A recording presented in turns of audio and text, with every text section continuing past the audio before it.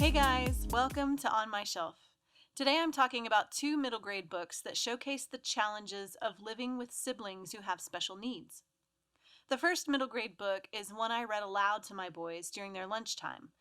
Rules by Cynthia Lord was named a Newbery Honor Book in 2007. 12-year-old Catherine would like nothing more than just to be normal, but the problem is that she has an autistic brother who often makes life difficult. Not only do her parents have to pay much more attention to him, but sometimes he even embarrasses her in front of her friends. The other problem is that she really loves him. A new girl moves in next door, and Catherine determines to be her friend, trying hard to hide her family's abnormalities. Of course, it doesn't work, and then Catherine becomes friends with a paraplegic at her brother's occupational therapy office by making him drawings for his communication cards, and she's faced with her own standards of normal and abnormal. What's so bad about being abnormal?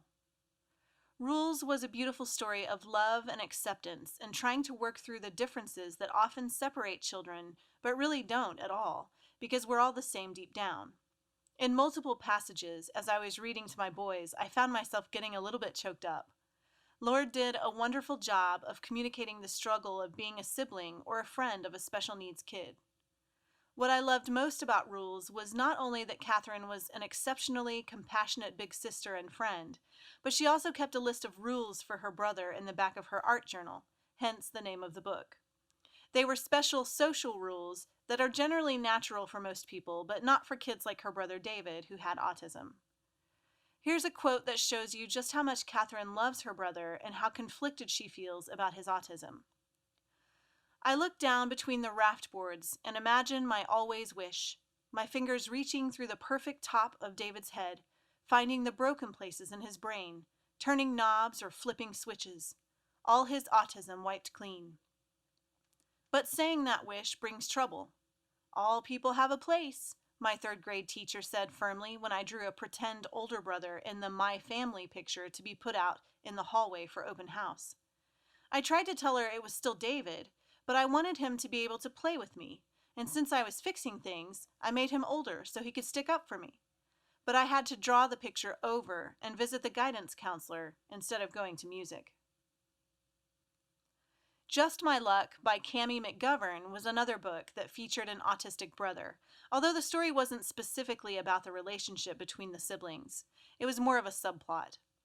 In Just My Luck, fourth grader Benny Barrows is not really in a great place.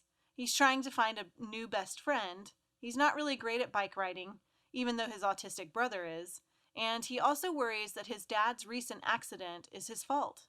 While he's trying to work through all of the emotions and confusion of school, the girls are acting weird this year, he says, and how to handle an autistic brother and what to do about finding a friend, his dad winds up back in the hospital, and Benny has to decide how far he's willing to go for both his family and himself to carry on.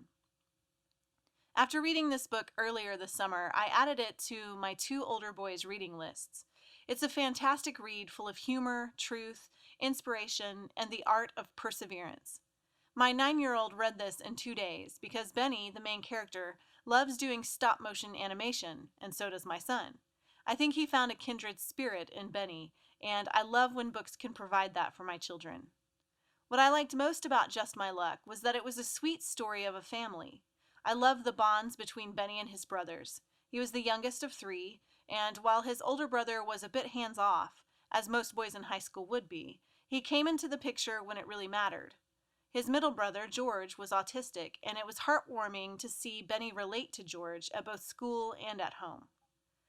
Both of these books were lovely reads, not only for middle grade readers, but also for people like me, who prefer reading kid lit over almost anything else. I hope you enjoyed these book recommendations. Be sure to visit racheltolson.com to get a free book from my starter library and some of my best book recommendations. If you have any books you recently read that you think I'd enjoy, leave them in the comments and I'll add them to my list. For more On My Shelf, subscribe to my YouTube channel. Thanks for watching.